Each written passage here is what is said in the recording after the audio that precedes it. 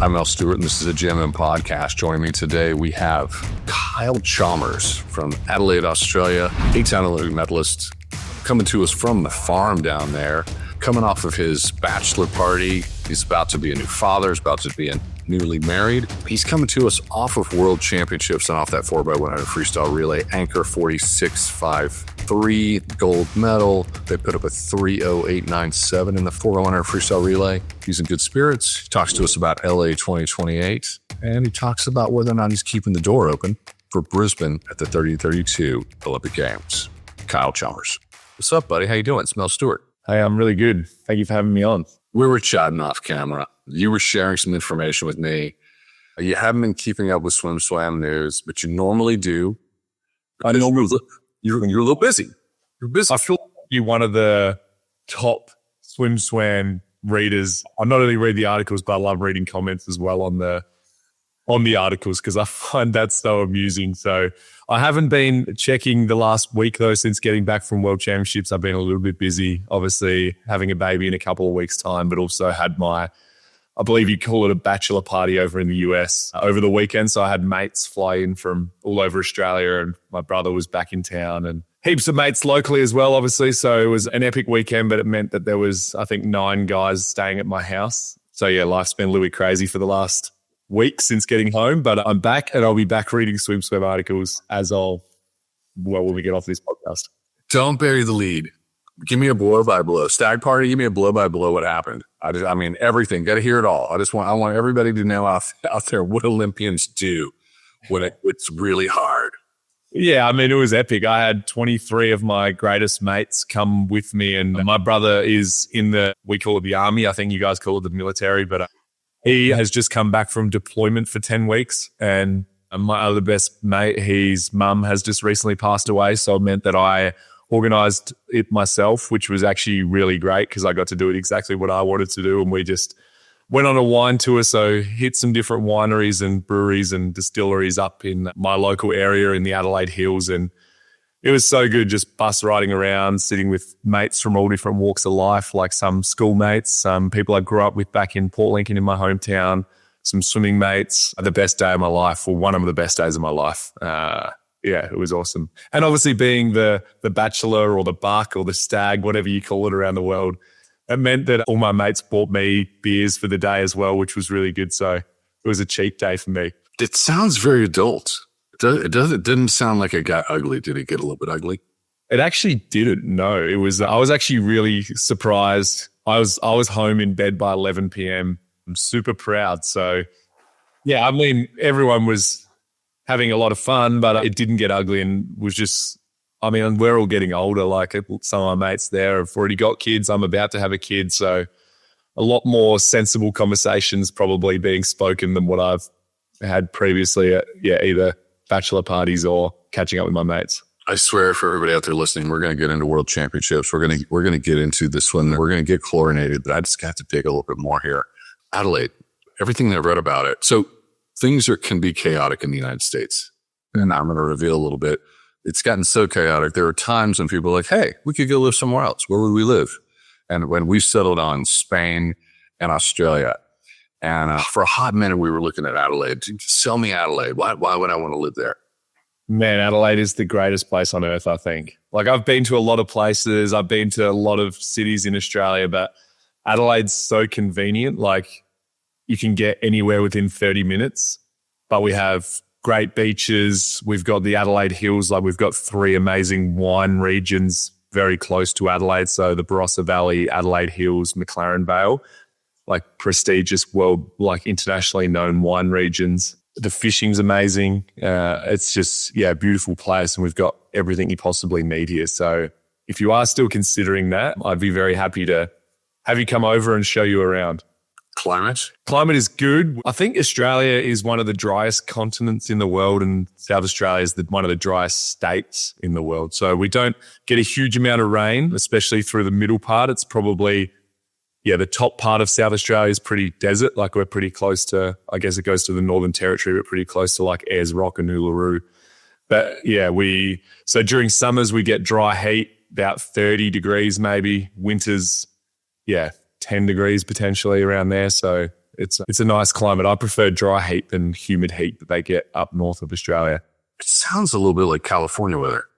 Yeah, it would be very much so like that. Oh man, there's so much to think about. Now it's on the radar.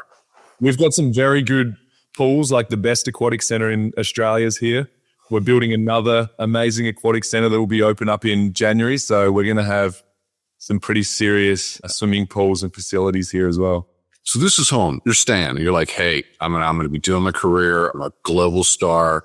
And when it's done, I'm bedding down. This is it. This is my home. Is that correct? I think my home will always be Port Lincoln, which is 7 hours away from here, but still in South Australia. But Adelaide for now works really well for me. And I moved to the Sunshine Coast last year in the lead up to the Olympic Games, and it's a beautiful place up there. But there's no place like home, and I love my family. I love my friends, and that's what keeps me going, is being surrounded by my friends and family and being able to, I guess, train, but also come home and have dinner with my mates or catch up with family. And so Adelaide definitely will always be home for me while I continue to swim. So for everybody out there listening, you mentioned you're going to be a father. That's a whole new situation now. You've got a lot of experience. I mean, you always step up and do it. You're always in the medal hunt.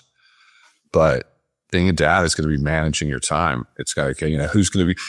Can you manage your sleep in this quad? Yes, I think so. To be honest, I've never been the best sleeper. Like I remember the lead up to Tokyo 2021, 2020, I'd always wear the Whoop. I saw you had the Whoop on.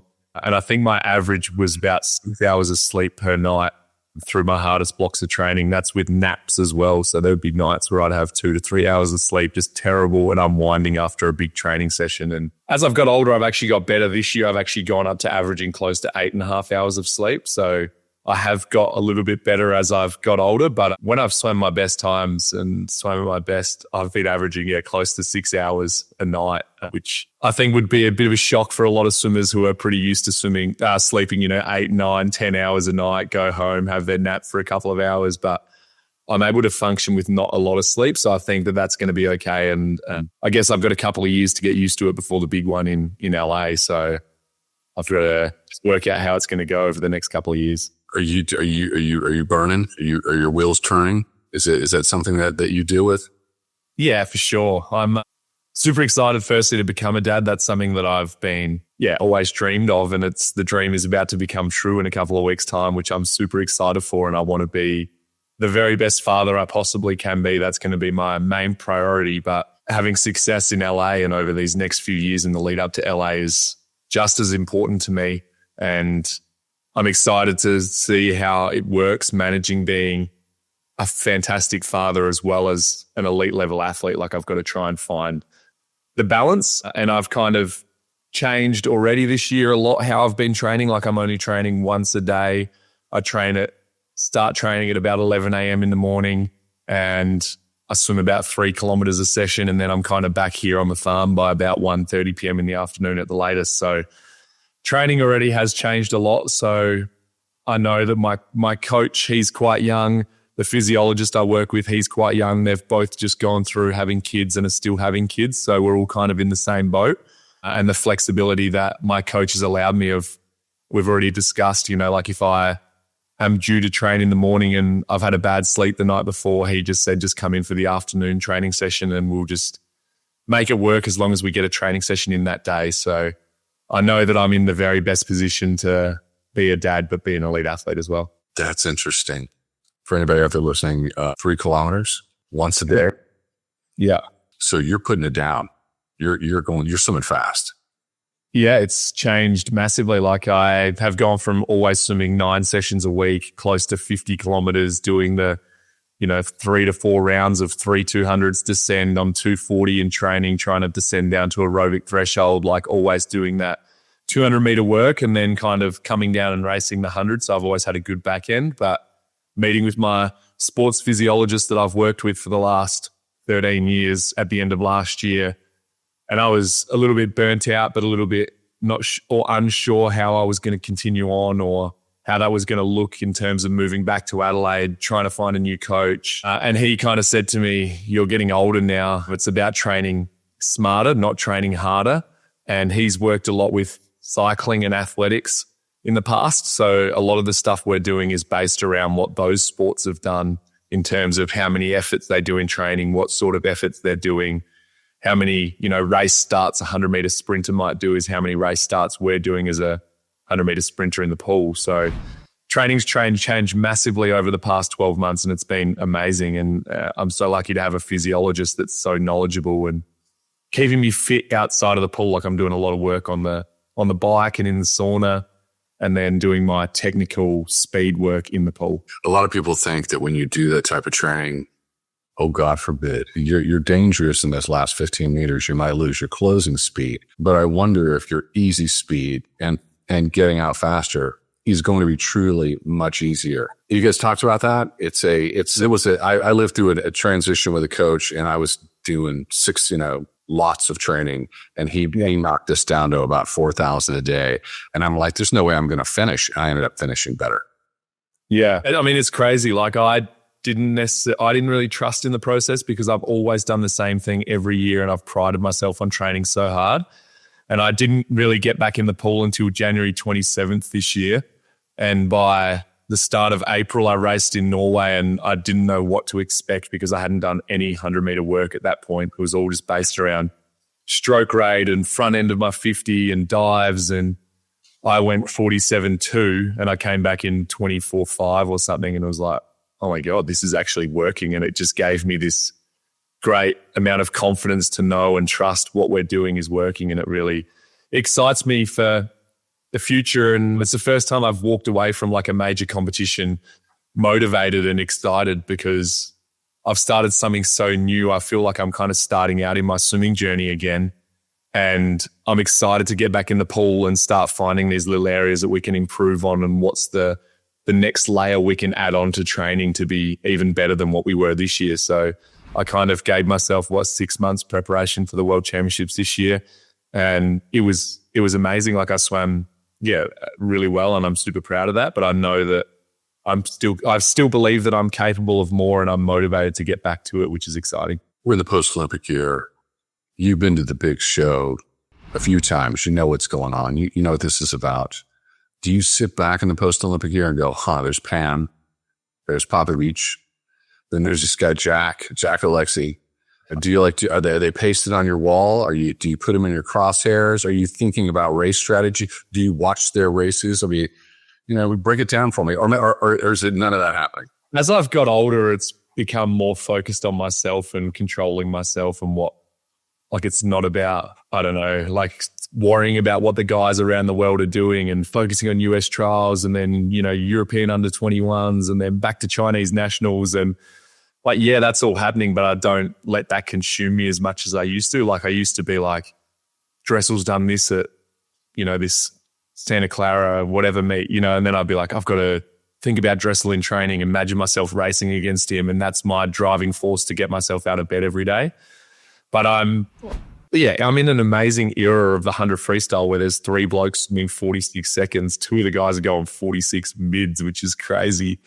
And I've got to be a part of those races where 3 of the fastest ever all-time, actually Dressel went 46.9 next to me as well. So I've been a part of a race where there's been 46 seconds swum on 4 occasions now, which is incredible. So, and I get along really well with them all as well. Like Popovici, he's obviously an arena athlete with me. We've done some shoots together. We keep in contact.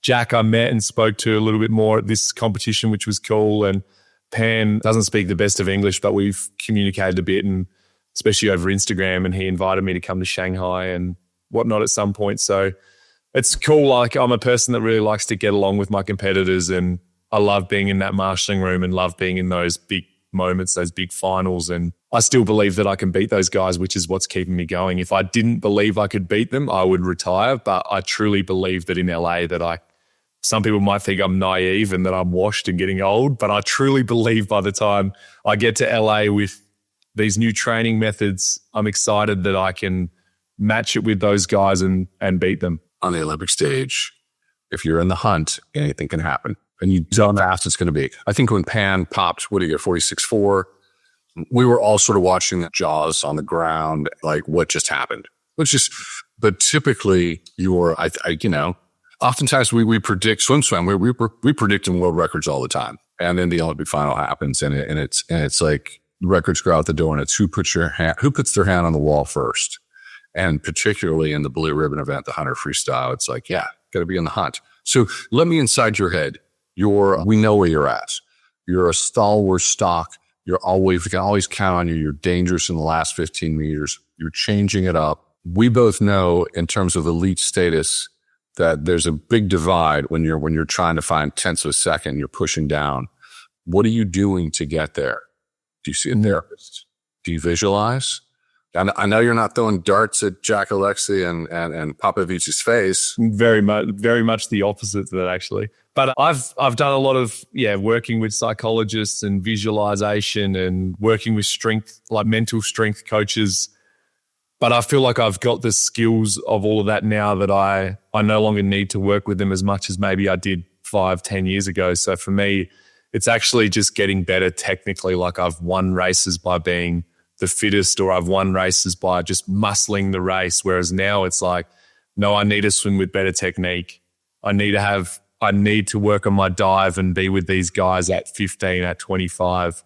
And I need to have a world-class turn to be able to match it with them. Otherwise, I'm not going to be able to do it. So for me, it's actually working on those areas in training that I know are going to get me on the wall first. It's not about visualizing anymore. It's about actually going to training, slowing things down, getting my technique right. Like it's starting with a blank canvas almost again and trying. And I changed a lot this year. Like even if, I don't know if you watch my races that much, but if you notice the difference between me last year to this year, like my rates are up higher than they have been previously. And I've been going out faster than I've ever been going out, like 22.6 seconds. And my dive has got better, but it's still not the best. I want to get it to the best. And I know that I've got the very best people in my corner to help me get better at diving. How do you get better at diving? Is it pop, snap, reaction time? What are you doing? It's a lot of things. It's reaction time, definitely. It's technique. Like I need to be able to technically do the right things in that split second to get myself obviously off quicker, but in the air for as long as I possibly can, because obviously we're traveling at our fastest when we're in the air, so you want to maximize that time. And it's getting stronger as well. Like it's been challenging because I've obviously had a bad back problem throughout my swimming career, and then I snapped my ankle and had to have surgery on my ankle, which has kind of limited me a little bit, but I'm getting the screws out of my ankle in a couple of weeks' time, and that'll give me my motion and range of motion back in my ankle and foot that I probably need a bit more. Because my underwater, if you see my right foot, it kind of doesn't get down to straight like my left foot. It kind of is hooked up like a little bit. So I'm hoping that helps. But yeah, I've just got to get better at jumping and get stronger out of the pool. And I think that's going to be my biggest area for improvement. Like you look at Caleb and look at his box jumps and his explosiveness, and then you look at how he transfers that across into the dive.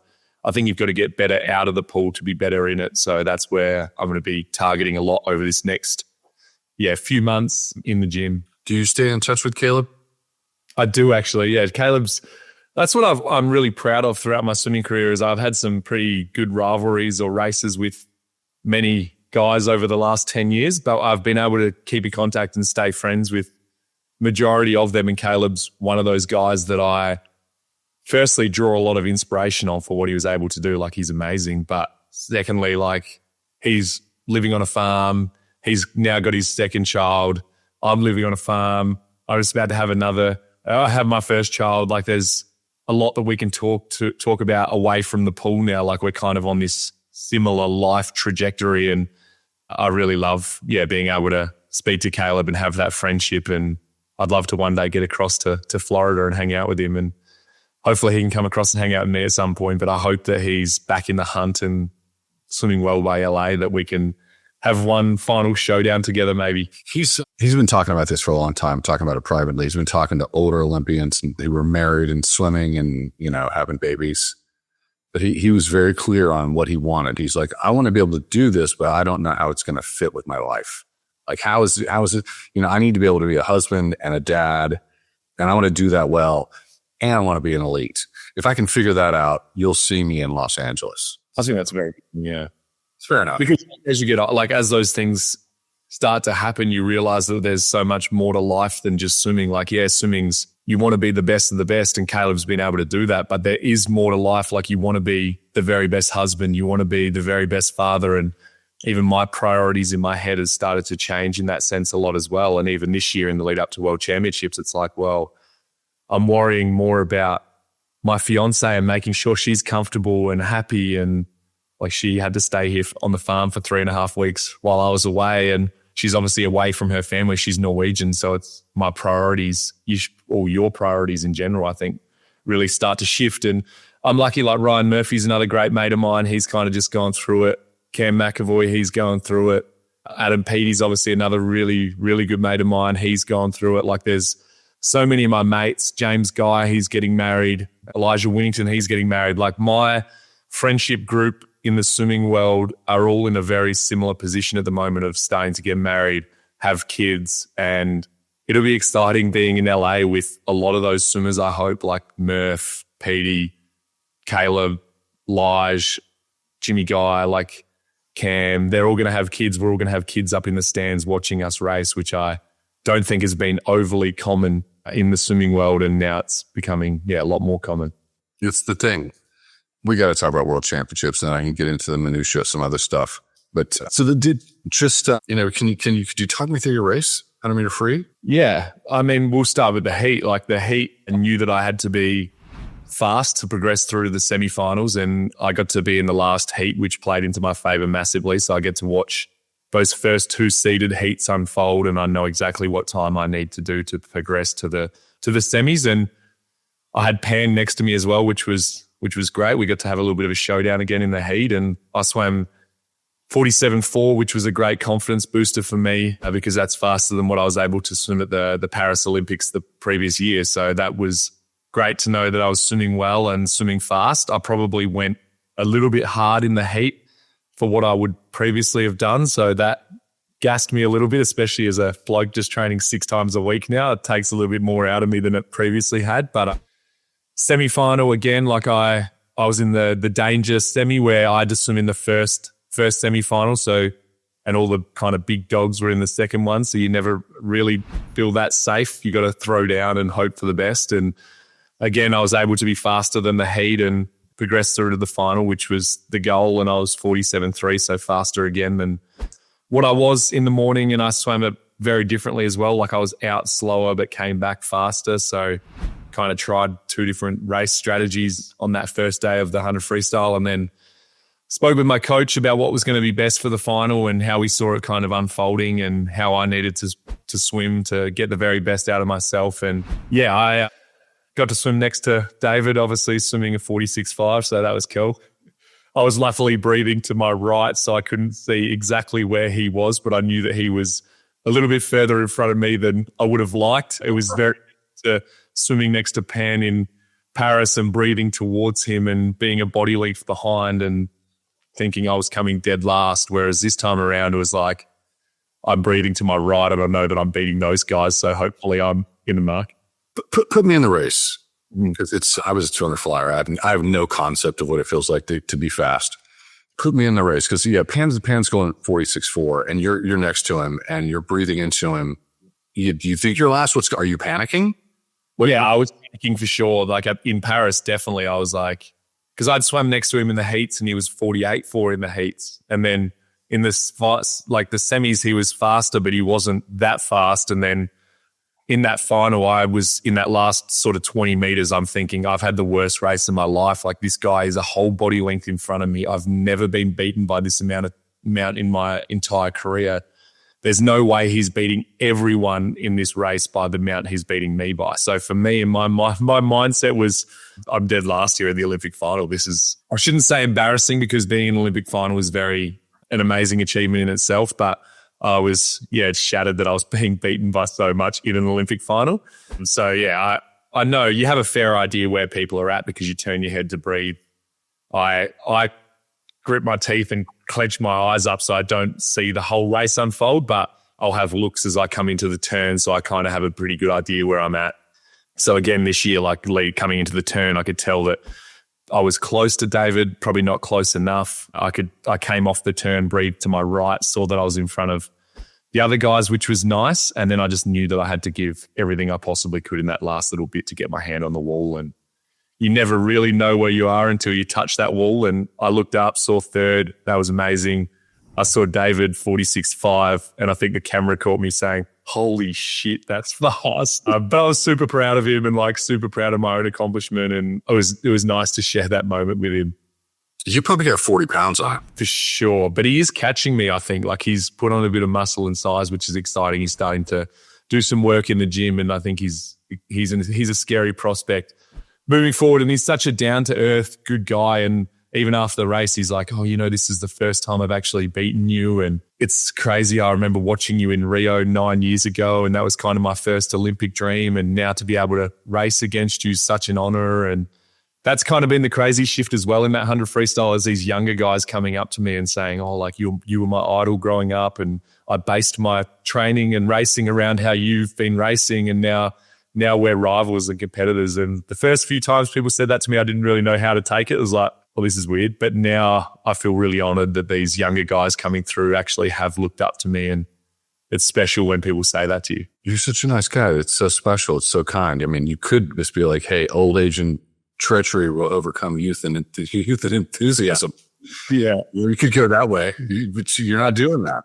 That's true. We'll see. Maybe in LA, maybe that's the way it'll go when I'm sleep deprived from having a baby and 30 years old and my body's not working as well as it once did. But for the time being, I'm loving challenging these young guys and still putting on a bit of a show and fight against them. I'm telling you, man, this is your T-shirt, old age and treachery. This is going to be you to sell that going into LA. Why not? Yeah. Or maybe the Olympic Committee will allow me to get it to wear out, or maybe I could even get that tattooed on me, because I've got quite a few tattoos and some that I regret but haven't had a huge amount of thought process go into them. So what's one more across my stomach? Are you somebody who's just like, I'm going to get some more ink. I'm going to go in.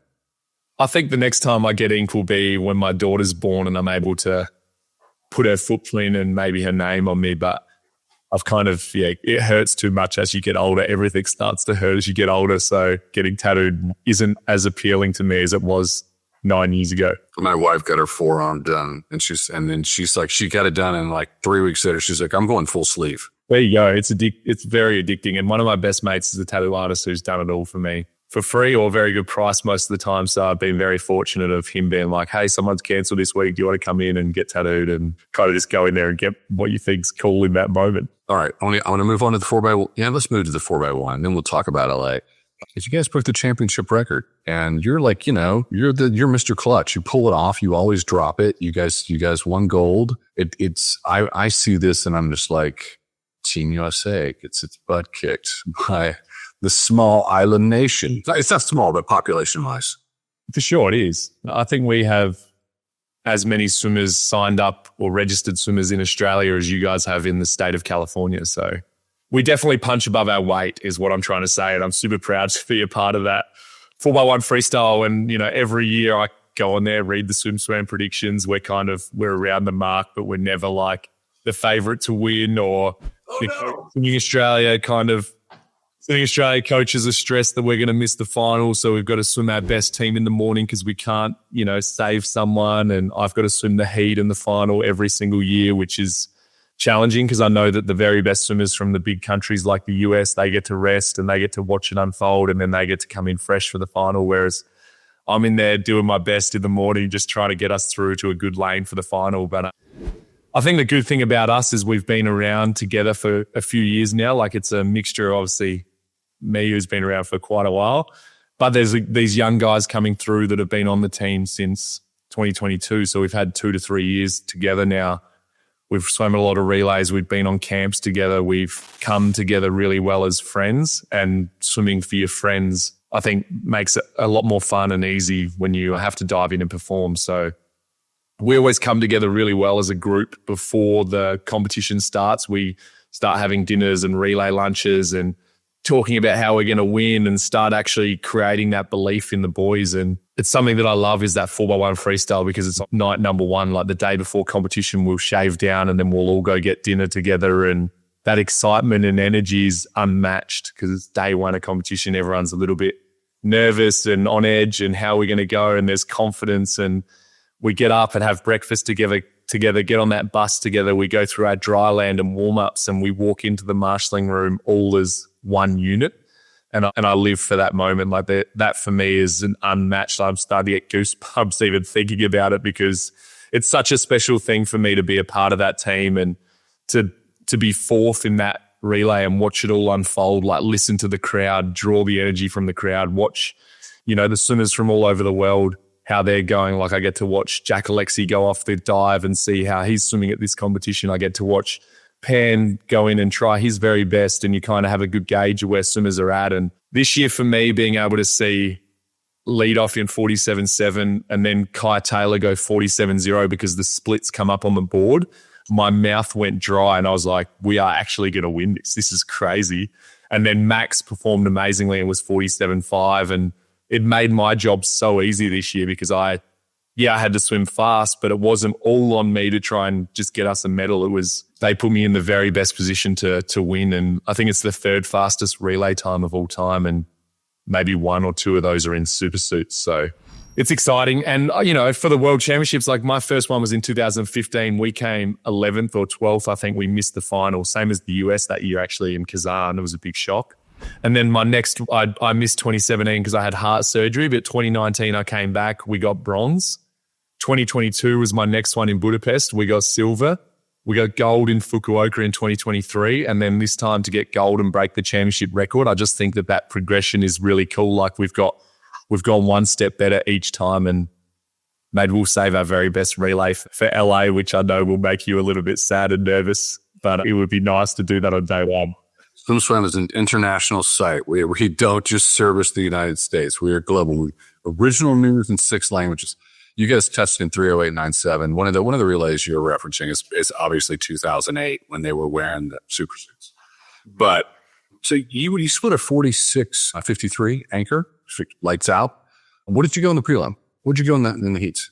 I was 47.5 in the heats, so I wasn't at my best, but I just did what I needed to do to get us through. Are you a little bit bitter? The Team USA, it's like, they're laying up, saving their legs for the night. Is it a little bit as like, or is it a badge of courage?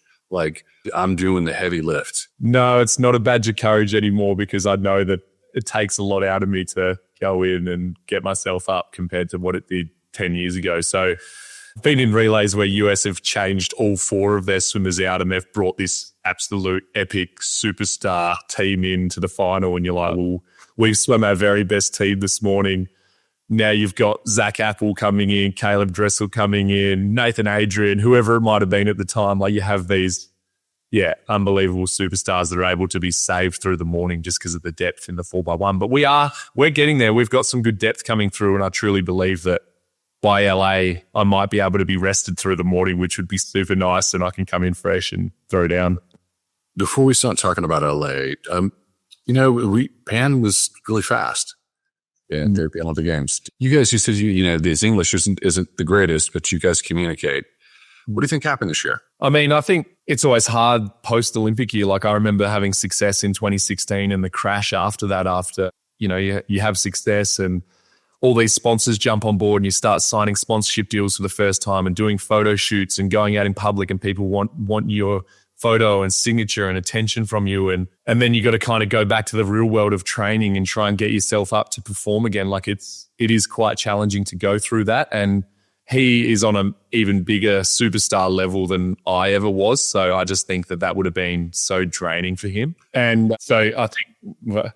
I want to talk about fam in a minute, but go ahead. Yeah. And I wasn't even able to race in 2017. Like I had heart surgery, but I was struggling massively mentally and was unsure what my future in the sport looked like just because of the darkness I was in at that point in time. So, I mean, I have full admiration for him for showing up and giving it a go. And I know that he's going to be back. Like he's an incredible talent, clearly, if he's able to swim 46.4. So it'll be interesting to see how the next few years unfold. And even in the morning, we swam the heat next to each other, and I kind of took that as an opportunity to get my hand on the wall first and a bit of redemption. But he touched the wall and turned to me and said, "I tired." That was the first thing he said to me. And I was like really taken back in the moment. I was like, what did you say? He's like, eye tired. So Yeah. I'm assuming that he's had, probably an interesting preparation from, coming off the highs of the high at the Olympics last year, probably crashing back down to reality, trying to build yourself back up for a world championship would be hard. It's the post-Olympic year. I've already forgotten about your lights out 46.53 and 3:08.97 championship record. It's just washed. We're going to forget about it. Exactly. It's done. It's done. What about, so it's, the big news was that Team USA and a lot of teams went to Thailand for their training camp and everybody got stomach bugs. A lot of people had a lot to say about that. They were very upset. We had coaches who were we had former Olympic coaches who were on steering committees who were like, don't go to Thailand in July or August. Yeah. So did you see anything? Did you see this news? Any thought about it? Well, I was lucky enough to score it. So I got gastro just before the stomach bug, whatever it was, the days before the competition. So that relay I split 46.5. I was actually in the bathroom before that race, shitting blood at that point, and because I'd been so sick for those couple of days leading into that. And I think a combination of that and then trying to caffeinate myself to get up for that race, and my stomach's still not functioning that well, was not good. So that was challenging. Probably lost a couple of kilos to start the competition. I was isolated in my room. I didn't get to do the team walk around or march the day before where we did the big Aussie chant and find out where the cool room is and whatnot, but was able to get myself up to race for that. And by the time the 100 freestyle rolled around, I was feeling fine. And I think it's just almost the new normal at a competition now that these sicknesses come through and you've got to find a way to deal with them. And there's been COVID, there's been other viruses. This year is gastro, and it impacted a lot of people. And I know one of our coaches on the way to the pool, he got spewed on or got sick all over him and had to go back to the hotel and get changed. And seeing that was, pretty challenging, I guess. Like there was one bathroom at the swimming pool that had 4 cubicles in it, and the lineup for that was always pretty hectic. And then our doctors and team coaches are saying, stay away from the cubicles. Like this is not good. And there was athletes like Sam Short and Olivia Wunsch and people on our team in hospital with the gastro. So it was pretty grim. But thank you, Team USA, for sharing it with us all. No, I don't know where it came from or how that happened, but I was lucky enough to get it shared with, and it wasn't fun. It sounds horrible. It was horrible. It was awful. Like that. I just remember waking up in the middle of the night, and because I went to bed, I was like, oh, I feel a little bit weird, but waking up in the middle of the night with just shivers and sweating, and then next minute it was on. And don't want to get too graphic, but luckily we have a team doctor that's able to travel with us and give me some medication to make it a little bit better. And that was 2 days before racing started. And then the day before racing started, I felt a little bit better. And then that 4x1 freestyle day, I felt better, still not 100%, still, like I said, was shooting blood, which was not nice pre-race. This is off topic. Have you heard of Chernobyl? Chernobyl, yeah. It was a nuclear reactor meltdown. I watched that documentary. That's hectic. Months later was the Goodwill Games, which was like this international competition. And I was the youngest guy on the team for Team USA. And we went in Moscow.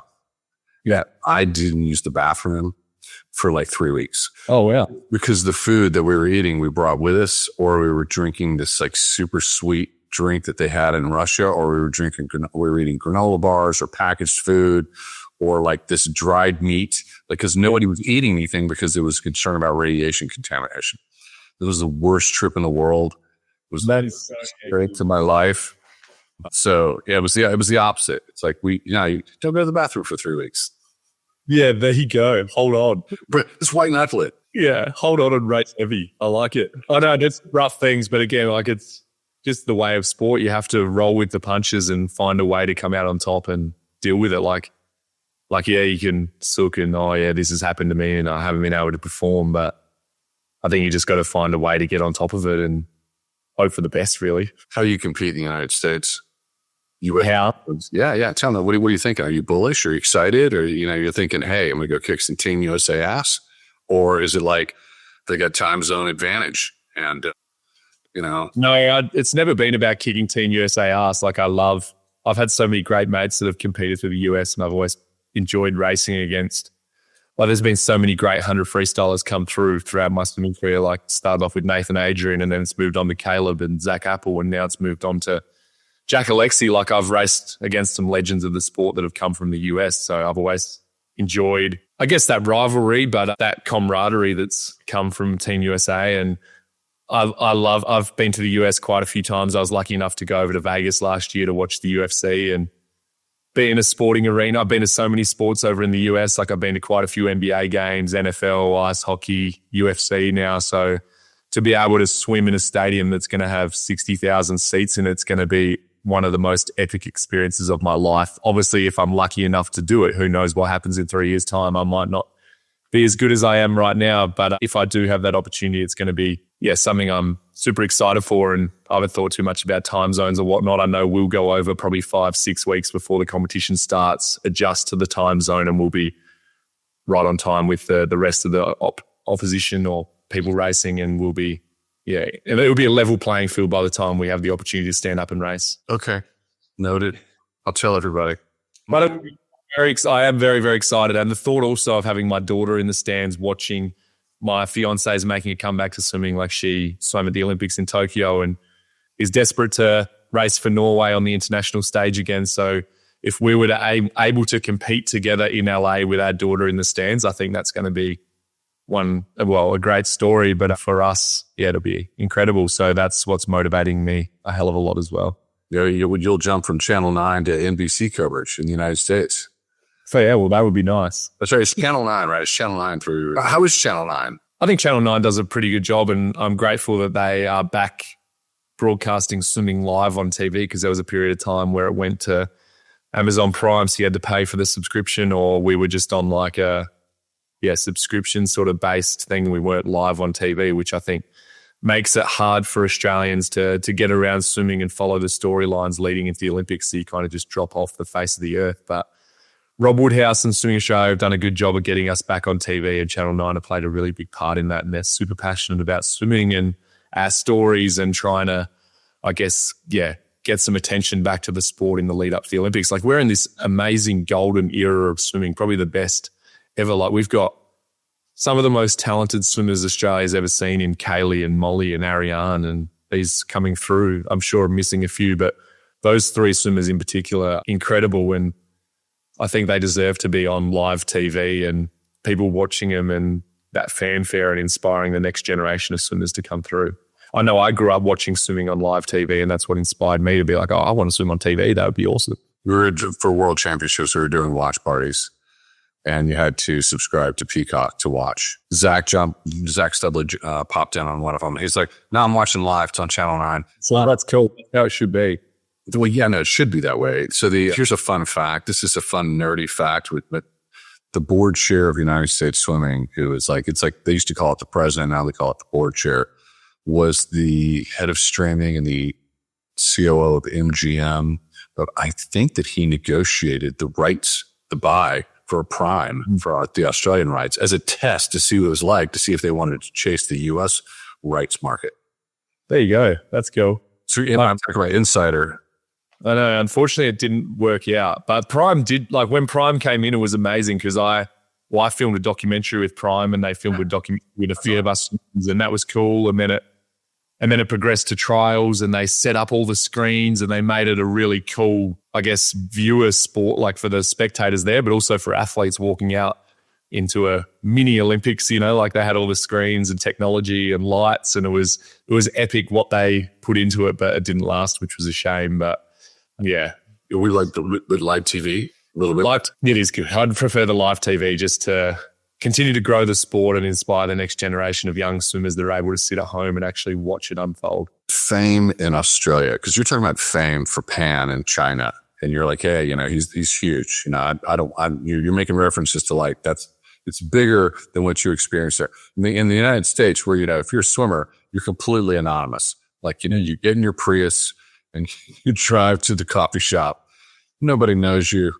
But so in Australia, if you're walking down the street, are you recognized? Do people stop you in airports and ask for autographs? Yeah, in Adelaide where I live, yes. And I think it's just because they're super proud. Like we've not had a whole lot of swimmers or Olympians. We're a pretty small state, so they're proud of my achievements, I guess.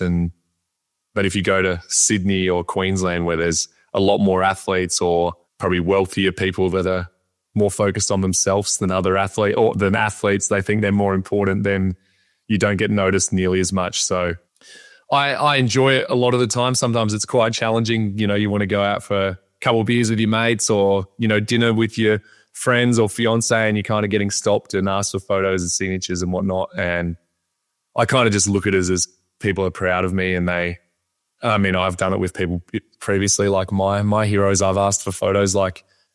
So yeah, I enjoy giving my time back, but it depends like where you are in Australia and I guess who you are. And I've been around for quite some time and I'm pretty recognizable with the tattoos, and yeah, people pick me out, and I don't know, a lot of people kind of just look at you like you're a caged animal in a zoo. Like, you know, you walk past the elephants and you kind of look and continue on at the zoo. Like a lot of people give you those ones, which at times can be a bit challenging, but I'd prefer people just to come up and say hey and ask for a photo than just stare. But yeah, I guess whatever anyone's comfortable with. So you understand fame. Fame is a part of your lifestyle. Yeah. Yeah. Sure.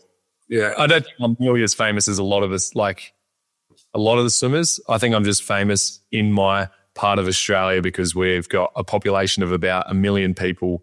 Like I said, I'm probably one of very few South Australian born Olympians ever, one of very few gold medalists at the Olympics ever. And to be able to hang around for so long, I think it just keeps me in people's minds. And I've done a few TV commercials, or I'm on the radios, or done a bit of that sort of sponsorship stuff. So I think that people recognize me a lot from that as well. So we're based in Austin. Swim is based in Austin, Texas. And we're at with Coleman Hodges, our head of production, who normally would do your interview. But I was like, no, I get to talk to Kyle. I never talked to him.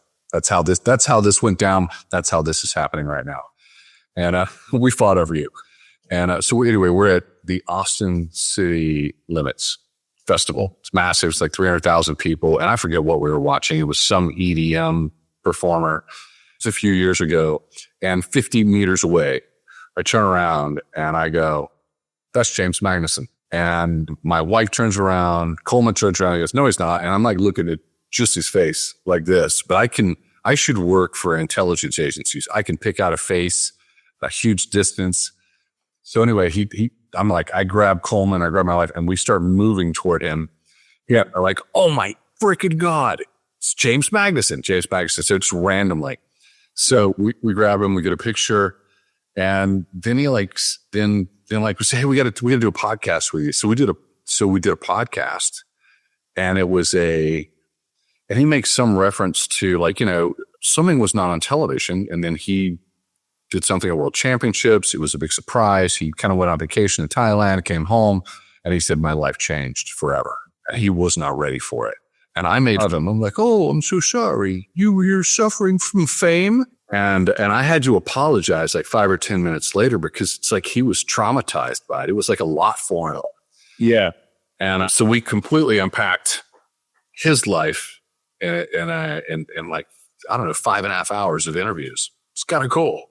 It is. And I think like James is very similar to me, and that's why we're good mates, is he came from a country town, like a small country town, like where I grew up, there was 13,000 people, I think. And then you go to the Olympics, or he went to Shanghai in 2011 for the first time and he won. And I went to Rio. That was my first experience and I won. And then you don't really know what it means. And he would have gone on a holiday. I stayed in Rio for an extra couple of weeks and came back to Australia and getting met by the Prime Minister, and yeah, then the photos, the signatures and sponsorship opportunities. Like, it is, you're not prepared for it at all. Like, I remember getting picked up at the airport by a couple of school friends because I was still at school at that stage, and going down to this burrito place where we'd eat all the time. And that was my first experience being in public. And they were like, oh my God, like, Kyle Chalmers, what do you want? We'll give you whatever you want for lunch for free.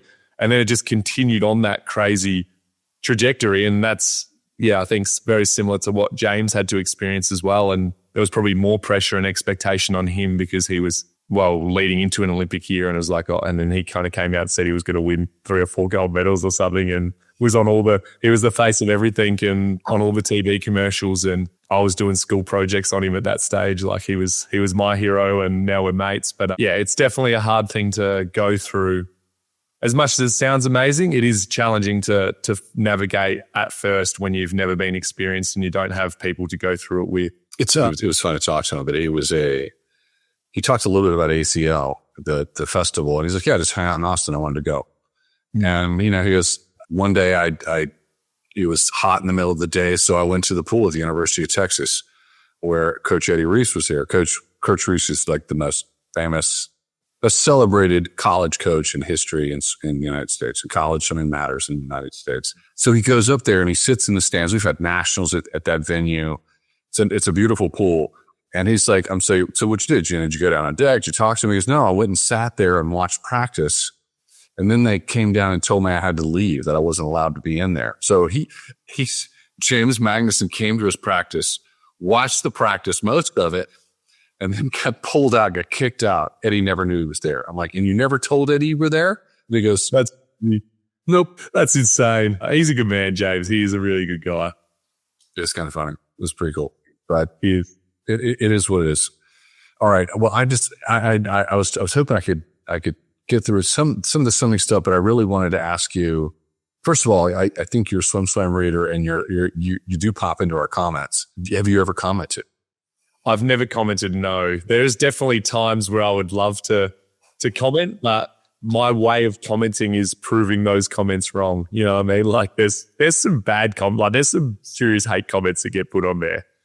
But I've learned to enjoy those comments and use those comments to fuel me to kind of prove those people wrong. Like I think that I'm not going to gain anything by getting on there and commenting back. And I know that there's been times where my brother or mates have read the comments and they're like, I'm going back at this person. It's like, there's just no point in doing that. You're not going to win that battle. Like those people are on there to try and trigger the next person. So they're definitely funny, and some things I have a really good laugh at, especially during World Championships where you get, thousands of comments on those like live, heats or live finals. There's comments going crazy, and yeah, I think as the last few years the comments have gone a little bit nicer towards me, which has been good.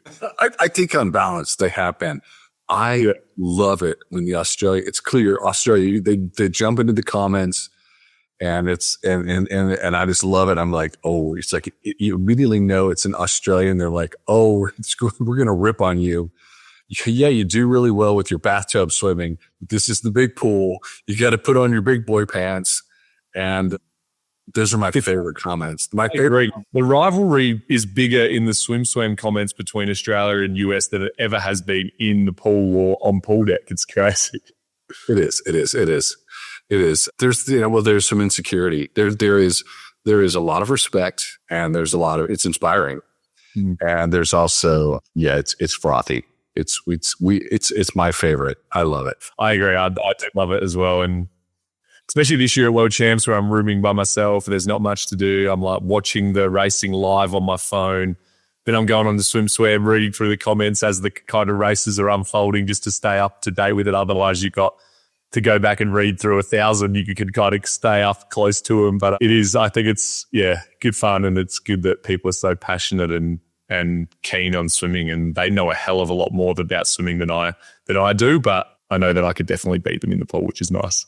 I'm afraid to jump into the comments. I'm like, they take everybody. We own a data company. Have you ever seen swimming stats on Instagram? Yeah. Oh, you own that? Yeah, SwimSwam that's a SwimSwam company. So we have data in our background. It's big. It's a separate platform, almost 100,000, but it's just nothing but data.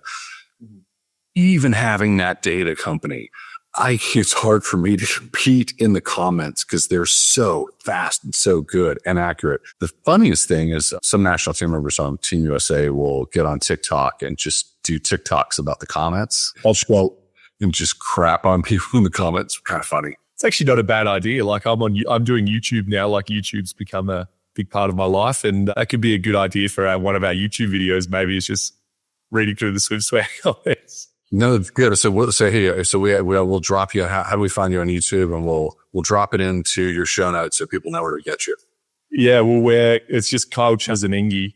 That's our channel, but it's through if you go on my Instagram, the link is in my bio, so that puts us up to the videos. But it's a lot of farm life, a lot of swimming, and then obviously baby coming as well. So it's just kind of, it'd be nice if it takes off and people enjoy watching it. If it doesn't, it's kind of like a cool time portal that I'll be able to watch back in 20 years' time with my daughter and say, hey, this is the lead up to your birth and what happened after that. And that's more what's exciting about the whole YouTube thing for me.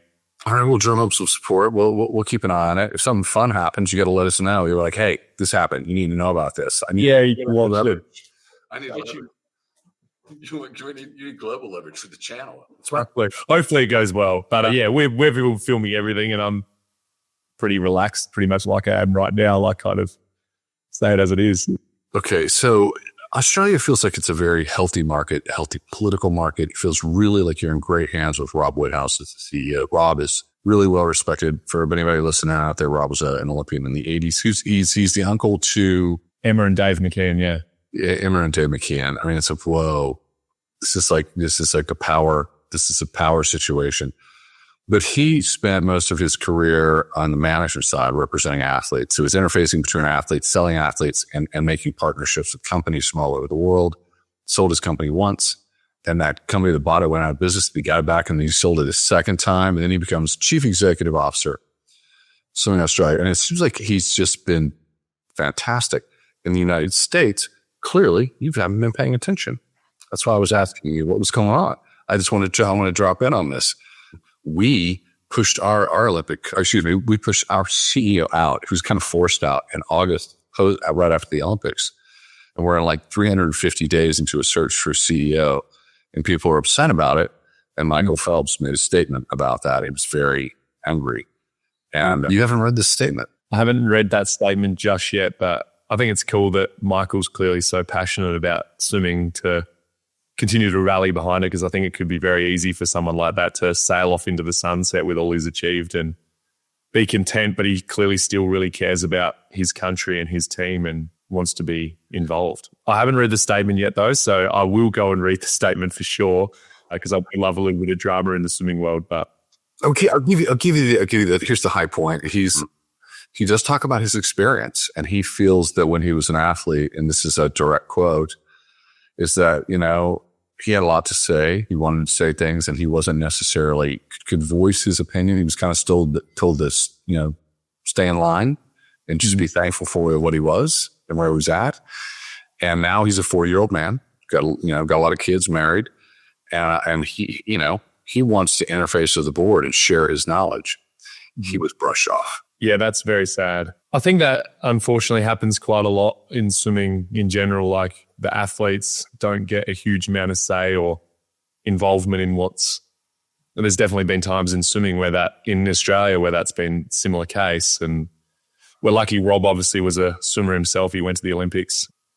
He was on the London Raw, like he was our GM on the London Raw. So I worked very closely with him because I was the captain. So we did a lot of team selection together and recruiting swimmers, and I was also a part of his management company back in the day as well. So really, he's going to be incredible for Swimming Australia, and I'm very, very excited. I feel like we're finally in a very good spot moving forward, getting Rob on board, and I hope that US is no different. They're able to find the right person who probably has a background in swimming and actually understands the sport. I think that's crucial because it's very different to every other sport, as we know. And I think that's where we've gone wrong in Australia at times, is signing these people that maybe have credentials, but they're kind of in there to progress onto the next job sort of thing. And they don't really care about the athlete's best interest and actually the sport in general. And I know that Rob truly has our best interest at heart, which is very special and exciting for me, because like I said, I know that there's been times throughout my swimming career where we've had people in high positions within Swimming Australia that don't understand swimming, have no interest in trying to learn about it or meet the athletes, and they're there for the wrong reasons sort of thing. So yeah, I'm sure that, it takes time to find the right person again, and US are probably going to have to go through that. But you guys have more people there, like credentialed people in the US, than what we have here in Swimming Australia. So you'll be fine. I hope so. I will let you in on this. 4 Olympic champions interviewed, my peers. I was the first person to interview. 3 other Olympic champions interviewed for the position. The board want to go with outside talent, someone who's not connected to the sport, to be the chief executive. And part of my interview was Look at swimming Australia. Yeah. Yeah. I do think that Rob's going to stay up at night. Rob will stay up at night because he cares. And just out of curiosity, is there, in the United States, we have this thing called the Athlete Partnership Agreement, and it's a monthly stipend and it's support for athletes. Does that exist in Swimming Australia? I think not in Swimming Australia, but away from Swimming Australia, yes, we have like athletes, I don't know what they call that, the ASA, the Athletes Swimming Association or something, which try to have the best opinions of athlete or best interests of athletes at heart, and they kind of go to Swimming Australia with what we want and are saying. We haven't had a huge amount of success with the ASA over the past. But again, I believe having Rob in that position is going to help us out massively because, like I said, I think it's so important for someone who actually understands swimming to be in that role. Like, and again, like we touched on Australia being in a golden era at the moment, like it's important to be on live TV. It's important to try and get sponsorships on board because that's something we haven't had for a very long time in Swimming Australia, is having major sponsors that actually want to partner up with us. And yeah, it's been quite grim really the last fair few years. And I feel like we're finally on the right direction, especially leading into Brisbane 2032 Olympics. So how old will you be during Brisbane? I'll be 34. And? Is that Anthony? Is that like similar age to Anthony Irvin, I think was in Rio? No, he's 35. Anthony's the oldest Olympic champion, 50 free. Everyone thought he wouldn't swim for my coach, who we call him David. You know David Marsh? Yeah. Okay, David. I call him Magic. I call him the Magic Man, Magic Marsh. And he has this long history. I was his first Olympic champion. He has a long history of working with athletes, tweaking something, and then everything clicks. And everyone sort of wrote Irvin off because he was 31 at the other Olympics. And he had made this huge comeback. And we're like, there's no way he could stay this long. It's kind of sad. It's not going to work. Yeah. He won. That was an incredible story and moment and race. And that race was epic, especially for him to come back in that last sort of 10, 15 meters and get his hand on the walls. Bringing it back to you. Are you going to swim to 30-32? I have to get through LA first to know, like, I don't want to think 7 years down the track, but I would love to be there. Like being at a home Olympics would be incredible. And I've already started to have quite a lot of discussions with like our Minister of Sport here in South Australia and the Chief Marketing of Brisbane 2032 of the Olympics. And I'm having conversations about Brisbane already 7 years in advance, which is crazy. And I think that I'll have a lot of FOMO if I'm not standing there on the blocks at a home Olympics racing. So my dream would to be there, probably in the relay on day one. That would be amazing. So let's see how the next few years unfold. And I'm a realist. Like I've had pretty bad injuries in the past, and I've kind of had some Band-Aids and put back together for the time being to get through. So hopefully my body holds up for another 7 years. But with what I'm doing right now, I'm super excited and motivated to continue to swim for as long as I possibly can. And I love it. Like I love swimming. I'm so passionate about it. I know that being an athlete is only for such a small period of your life. Like I don't want to live with regret and be like, oh, damn, I wish I just swam on for a couple more years and went to that home Olympic Games. And so I could be a farmer and a normal person for the rest of my life. And you could be a swimming analyst, or you could be, you could go to Brisbane in a different way. I could be the first Australian person on the SwimSwam podcast interviewing athletes. I'd get a good kick out of that. Is this a job opportunity? Yes, it is. Yes, it is. We will pin that contract now. Perfect. We're caught to Rob. Yeah, done. Yeah, that's a resounding yes. No, some of our best interviews and our favorite athletes are always Australia. You guys are extremely professional. There's this maybe it's because you guys deal with fame and you take your career so seriously. So it's a little different culturally in the United States. But the answer is yes. Perfect. Well, that's the answer I was looking for. So I look forward to your people getting in touch with my people and the contract coming through, and looking forward to putting the SwimSwam shirt on and doing some interviews and having a profile on SwimSwam so I can go back at the comments finally. Okay. I'm going to ask you a dumb question. I probably should know this. You should have researched it. Are you a legit farmer, or is this a lifestyle, or like, no, I'm going to be a farmer? No, I'm not. I wouldn't say I'm a legit farmer. I'm a hack. I've got 20 acres, and my family's all from farms, like on my mum's side and my dad's side. So they grew up on farms, and cousins and stuff are still on farms. So it's something that I've always been passionate about and kind of brought up on. And now I'm in my happy place where I've got 20 acres, like you guys would call it a ranch. We'd call it a hobby farm. And I'm still 40 minutes away from the swimming pool. So I can kind of get up in the morning, feed the cows on the tractor, have a coffee, go down, do my training, come back, do the rest of my farm jobs in the afternoon. And it's the best lifestyle I could possibly ever ask for. Colin Hodges is very serious about coffee. Travel all over the world with him. He finds the best coffee. He goes, Australians are crazy about coffee. He goes, they're far more serious about coffee than I am. Is this true? Is this a fact? Yeah. I can see that in him, actually. That doesn't surprise me at all when you said that. Like, that suits his character. But yeah, Australians love coffee. I'm not as passionate about it. I'm pretty happy with just having, which you guys don't know what it is because I remember talking to Beisel about it, but it's just like a instant coffee in the jar. Like you just grab a couple of scoops out, bit of milk, hot water. I'm happy having that in the mornings, but I do like going out for a barista-made coffee. But there is some Australians that are absolute obsessed with coffee, and the cafe coffee culture is really big here. And it's funny when we go across the US and it's like, oh, you got Starbucks sort of thing and you get this 1 liter coffee cup of, I don't know where it comes from. And it just is proper rocket fuel. But you see all the Americans lined up. It's like, if you came across there with like Australian coffee barista, maybe the culture's different, but I feel like it would do so well. So maybe we could get into business with that as well. Have you ever heard of the restaurant Proud Mary? No, I haven't. Okay, it's an Australian. So there's a breakfast place in Austin. It's called Proud Mary. We eat brunch there almost every Sunday. It's kind of different breakfast stuff, but really good. Vegemite on toast. Yeah, I mean, it's been a while. It's been a minute since I've had it, but yes, I'm into it. I like it. Good man. Yeah, I know what I'm doing. All right, we've covered a lot of ground. I've held you for a long time. Are there any final thoughts? Is there anything you want to share? Do you want to retract your statement about your hobby farm and how serious you are? No, I'm happy with that. Like, again, if you follow along the YouTube, you'll see how much of a hack I am of like, you go out there and there's jobs and problems that come up every single day on the farm and you've got to try and work out how to resolve them, and not having knowledge or farmers' knowledge, finding these ways to kind of fix the problem in that moment's quite fun and something I enjoy. But I definitely don't want to retract that answer. I know that the real farmers out there that might also be swimming fans that watch this will be quite embarrassed and cringe watching my videos or me as a farmer. But give me some years and some knowledge. Maybe in 30 years' time, I'll be having the cowboy hat and the piece of weed out of my mouth, and I'll be, a real farmer by then. But no, I mean, I'm super grateful for your time again. Love coming on the Swim Slam podcast. Love what you guys do for swimming and growing our sport. And I love all the comments, even though there's some bad ones. I love that there's so many people that are passionate about that.